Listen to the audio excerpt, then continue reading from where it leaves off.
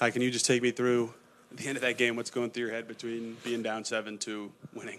Yeah, man, I missed a lot of easy ones there in the fourth. Smoked a big layup after hitting that three that would have put us up 2 possessions. That came back to bite us, and they went on a little bit of a run.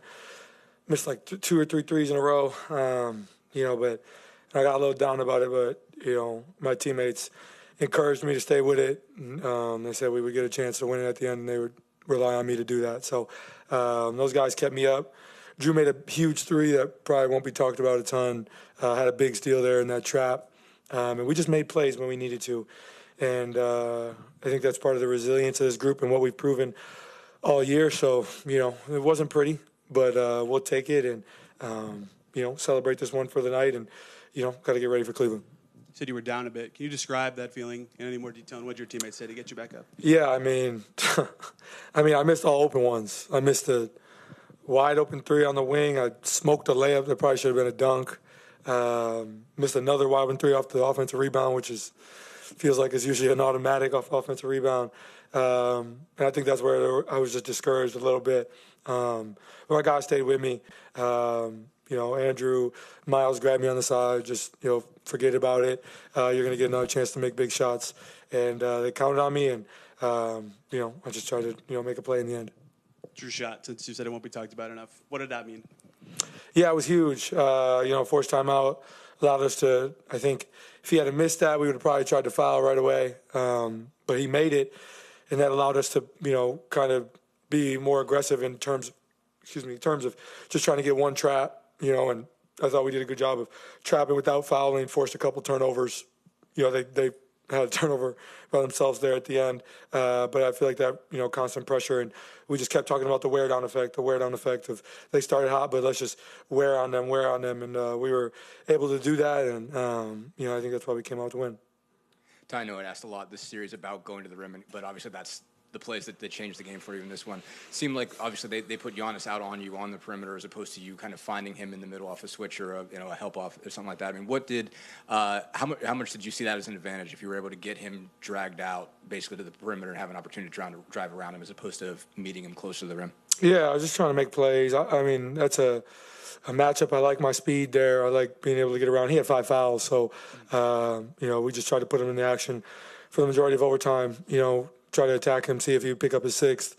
He didn't, and I just, tried to make shots down the end. But I thought we did a great job of keeping our spacing and just, guys making plays when they had to, and, that's what it's about. Wanted to ask you about sort of everything happened after that ball goes, and obviously got jumped up on the scorer's table and everything like that. Obviously had a moment with Giannis. Obviously had something happen between Giannis and your dad. What all did you see transpire? What all kind of went down there, and basically what happened? Yeah, I mean, after we won, I kind of blacked out a little bit. I don't really remember a ton. Then all the guys grabbed me in my head. As far as the incident between Giannis and my pops, I had no idea it happened until I got to the back and was showed the video. Me and my pops have talked about that, and I don't agree with what transpired there from him. I think basketball is basketball, and let's keep it on the court. And I think that he just got excited, saw his son make a game winner, and came on the court. But I think we had a conversation, and I think he just needs to just allow me to just play basketball, stay over there. I'll come to him to celebrate. But I think it's the emotions of the game just got excited there. But I talked with him. I'll talk with Giannis eventually about it. Just I don't think that my pops was in the right at all there, and unfortunate what happened in the end there. But I mean, this series was a lot of war of words, a lot of war of antics, a lot of stuff going back and forth, and that's just part of this rivalry and what we've built here over the last couple of years. And it's unfortunate what happened there, but I think it's just competition. And as far as my pops, again, I don't agree what happened there. We'll have a conversation. Everybody's grown men, and we'll just go from there. Tyrese, Rick compared your iron will to Reggie Miller. What does that mean to you to kind of being mentioned with him? Yeah, I think I think anything that I do, especially in the clutch here consistently, is going to get brought in the same conversation as Reggie.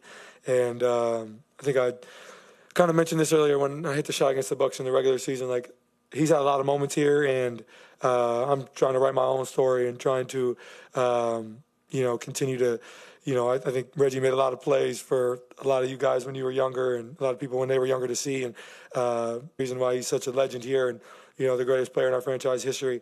So I'm just trying to, I think he's laid the groundwork, and I'm just trying to, get to that level. And think that I'm relied on to make plays down the stretch. And I'm just trying to do that to the best of my ability. So, just trying to create moments of my own that we can talk about one day. But anytime I'm mentioned in the same breath as that guy, it's an honor because I have a lot of love and respect and a great relationship with Reggie.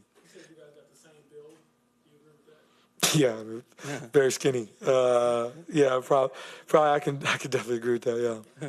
Ty, TJ had 18 off the bench tonight. Talk to me about his effort and what that did for you guys. Yeah, I think we've talked about this all year. I mean, the reason we talk about our depth all the time, right, is that we got guys that can chip in on any given night, and I think that. Throughout the first 4 games of this series, you saw our starters really come out and throw that first punch, and our bench kind of just continue it. Today we were trash. We started the game awfully. They threw a haymaker to start the game, and we couldn't put the ball in the basket, couldn't get any stops. And our bench came in and just made plays, and that started with TJ getting downhill, forcing them to collapse, making plays. And this is something we've talked about, all year is there's going to be games where our bench is not playing to their ability and our starters got to pick up their slack. There's games where we don't and the bench got to pick up our slack. And that's part of the great part about our team. I think everybody talks about our depth and, how much team basketball we play. You see we lead the playoffs in passes, assists, everything. We just enjoy playing on the same team and enjoy just playing the right way. Tonight you debuted your Undertaker shoes. What was the inspiration behind that? I love WWE. I've been waiting to pull those out, and obviously I have my pinstripe P that I've been wearing for the majority of the playoffs. Those are coming out soon. I think May 9th is the date. Make sure you get a pair. But the Undertaker pair, I've been holding and waiting for the right time, and it just felt like the right time today. Yeah. I thought he was going to ask, but 3 blocks, I guess. Yeah. Hey, now, what I tell y'all, top 5. Yeah. But you had one where you got, I think, Bobby from behind. How important just was that shot? And I guess, do you see, opportunities there when, you can kind of hit, pick up a block that way? Yeah, just trying to make plays, man. Obviously, I'm not the greatest on-ball defender. I'm not the greatest defender in general. But I think where I've really grown is just using my IQ on the defensive end. I think sometimes it can come to bite me in the ass a little bit, excuse my language, but I think sometimes I can get caught floating and not seeing my man. And, I think that's how, Gary was allowed to, find space and that got hot. But I feel like I've done a good job of just trying to make plays off the ball. And I think sometimes I get a little wild where I try to be a playmaker off the ball and it doesn't work and it leads to, bad things for us defensively. But I'm just trying to be solid, trying to make plays. Coach tells me if I'm going to gamble for a steal or go for a block, be confident that I can get it. So I'm trying to make the right play, fly around. And I think the guys, I think we have guys like really all our guys, but Andrew and Aaron and Miles, they protect me a lot out there. They make me look like a better defender than I am because they fly around and they make so many plays. But just trying to, make plays as much as I can on the defense side. And I think that it gets our team going too. When I get blocks, we talk a lot about it in the locker room. So I think it just excites everybody. I think it excites our fans as well to see me making plays on the defensive side. So whatever it takes to win, and just really glad we were able to pull this one out. Yeah.